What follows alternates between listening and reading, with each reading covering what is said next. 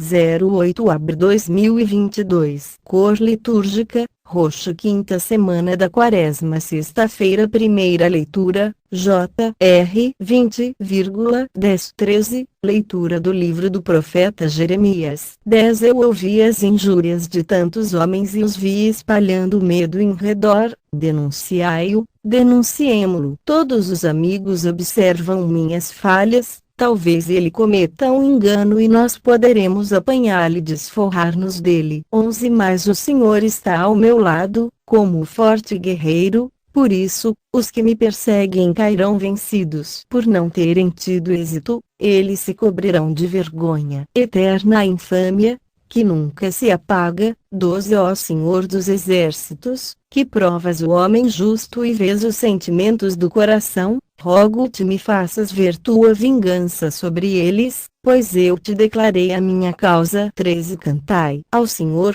louvai ao Senhor, pois ele salvou a vida de um pobre homem das mãos dos maus. Palavra do Senhor. Graças a Deus. Responsório, SL 17. Ao Senhor eu invoquei na minha angústia e ele escutou a minha voz. Ao Senhor eu invoquei na minha angústia e ele escutou a minha voz. Eu vos amo, ó Senhor. Sois minha força, minha rocha, meu refúgio e salvador. Meu Deus, sois o rochedo que me abriga, minha força e poderosa salvação, sois meu escudo e proteção, em vós espero. Invocarei o meu Senhor, a ele a glória, e dos meus perseguidores serei salvo. Ondas da morte me envolveram totalmente, e as torrentes da maldade me aterraram, os laços do abismo me amarraram e a própria morte me prendeu em suas redes. Ao Senhor eu invoquei na minha angústia e elevei o meu clamor para meu Deus, de seu templo ele escutou a minha voz, e chegou a seus ouvidos o meu grito. Evangelho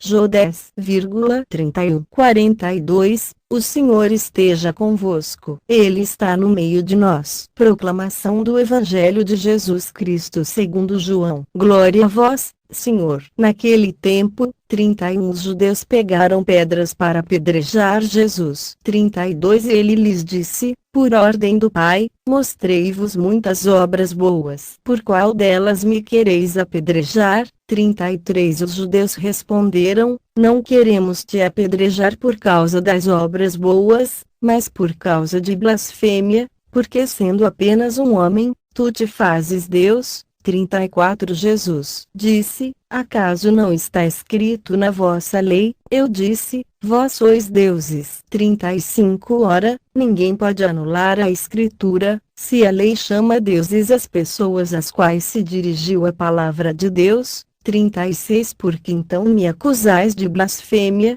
quando eu digo que sou filho de Deus, eu a quem o Pai consagrou e enviou ao mundo? 37. Se não faço as obras do meu Pai, não acrediteis em mim. 38. Mas, se eu as faço, mesmo que não queirais acreditar em mim, acreditai nas minhas obras, para que saibais e reconheçais que o Pai está em mim e eu no Pai. 39. Outra vez procuravam prender Jesus, mas ele escapou das mãos deles. 40. Jesus passou para o outro lado do Jordão, e foi para o lugar onde, antes, João tinha batizado, e permaneceu ali. 41. Muitos foram ter com ele, e diziam, João não realizou nenhum sinal, mas tudo o que ele disse a respeito deste homem, é verdade. 42. E muitos, ali, acreditaram nele. Palavra da salvação. Glória a vós, Senhor. Homilia diária. Aprenda, com o Senhor, a dialogar com os irmãos. 08 de abril de 2022. Vejam, meus irmãos e minhas irmãs, essas pessoas pegaram pedras para apedrejar a Jesus. Escolhem a violência por falta de argumentos,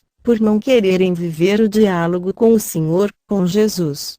Meditando sobre essa palavra, me vinha muito forte sobre este termo, o diálogo. A palavra diálogo, do grego dialogos, é formada por duas partes, dia e logos. Dia significa, uma separação, de um lado e de outro, aqui e ali, e logo significa a palavra, o discurso, é a conversa. Então, a palavra diálogo nos remete diretamente a uma intenção de formar comunhão, unidade. Uma palavra que se opõe ao diálogo é a palavra diabolos, que é exatamente o contrário, porque é aquele que divide. E, justamente a palavra diabolos, nos leva a pensar na separação, na divisão.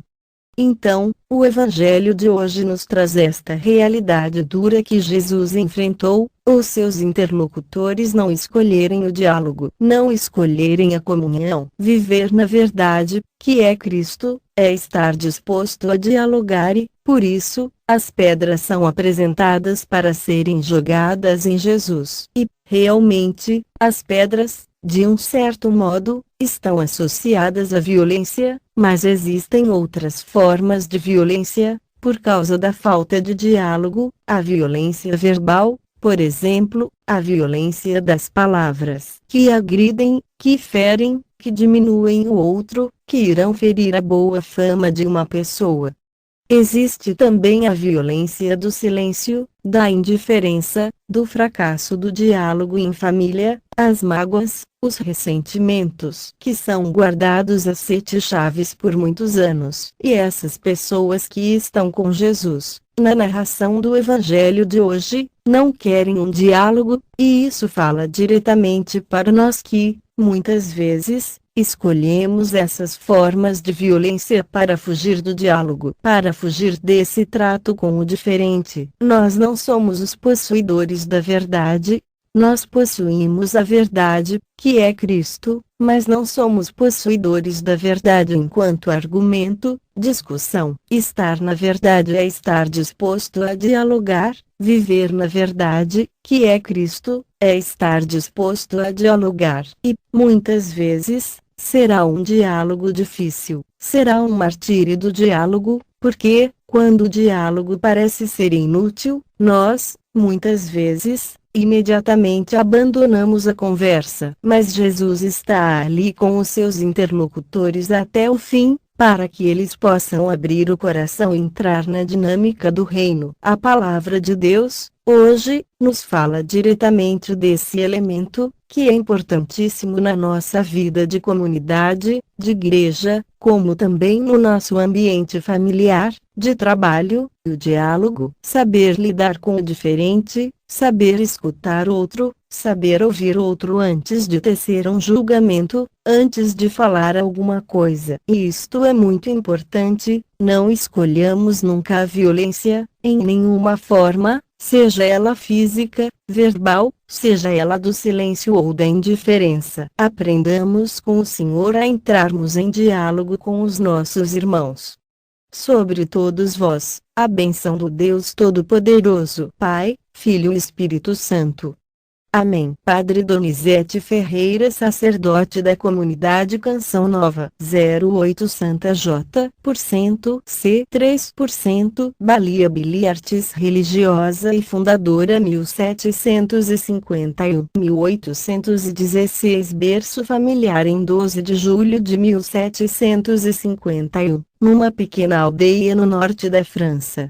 Nasce Maria Rosa Júlia Biliarte, filha de camponeses pobres e muito religiosos, que a batizaram no mesmo dia do seu nascimento. Ela, seus pais e seus 8 irmãos viviam do trabalho na lavoura e de um pequeno comércio. Eucaristia, o seu único alimento. Júlia fez a primeira comunhão aos 7 anos, e com 8 anos já havia aprendido todo o catecismo. Por uma disposição interior, ou por um chamado sobrenatural, e por fé viva na presença real de Jesus no pão eucarístico, a Eucaristia passou a ser o único alimento de sua vida. Ela aprendeu a ler e a escrever, porque, com este saber, ajudava no sustento da sua casa.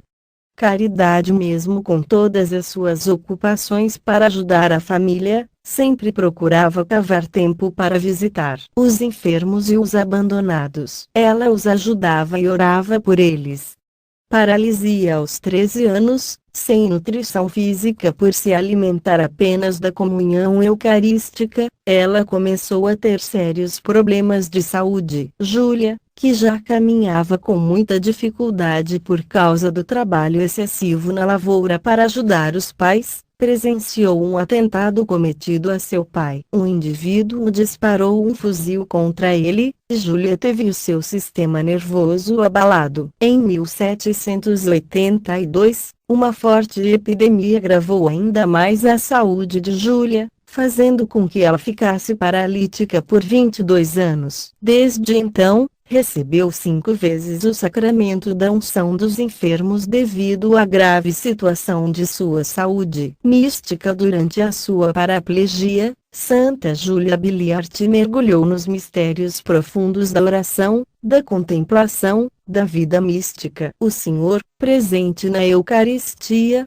passou a ser o centro de sua vida. Ele revelou a ela os mistérios da salvação, dos sofrimentos no Calvário, da imensurável glória celeste da luz de Deus que ilumina a vida do cristão. Vida ativa. Os frutos da Eucaristia apareceram. Santa Júlia Biliart tinha uma vida ativa mesmo nesta situação especial de paraplegia. Ela esteve sempre ligada à catequese paroquial e dava grande atenção à educação dos pobres, sabendo que a educação é uma das chaves da libertação da pobreza. Sempre engajada na catequese da paróquia, preocupava-se com a educação dos pobres.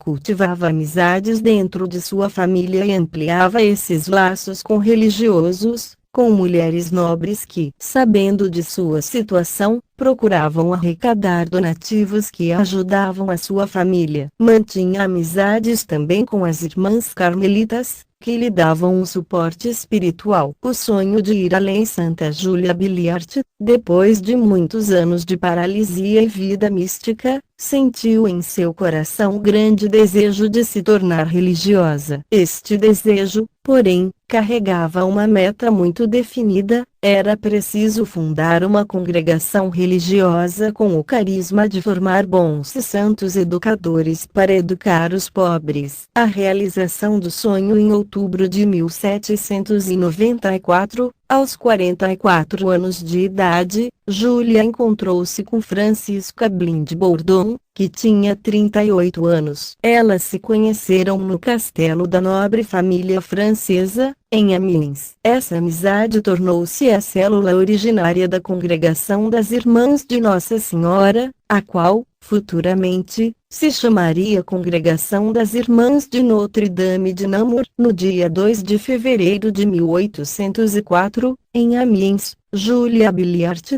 Francisca Blind Bourdon e Catarina do Château emitiram os votos religiosos. Essa cerimônia, presidida pelo padre Varin, marcou o início da Congregação das Irmãs de Notre-Dame de Namur. O objetivo do novo instituto era a educação das crianças e a catequese. Cura. Em 1º de junho de 1804, após 30 anos de enfermidade e 22 anos de paralisia, Júlia foi milagrosamente curada durante uma novena ao Sagrado Coração de Jesus. Sua devoção ao Sagrado Coração de Jesus a curou, pois ela voltou a caminhar depois de todos esses anos. A Mãe de Deus era sua grande referência e modelo, e a Eucaristia era o centro de sua vida de fé inabalável. Mas viver com ela não era fácil. Era um desafio constante, devido à firmeza de metas. Foi considerada teimosa e temperamental, principalmente por não aceitar que a congregação fosse só diocesana, ou seja, sem superiora geral. Custou muito para que tivesse tal direito, mas, por fim,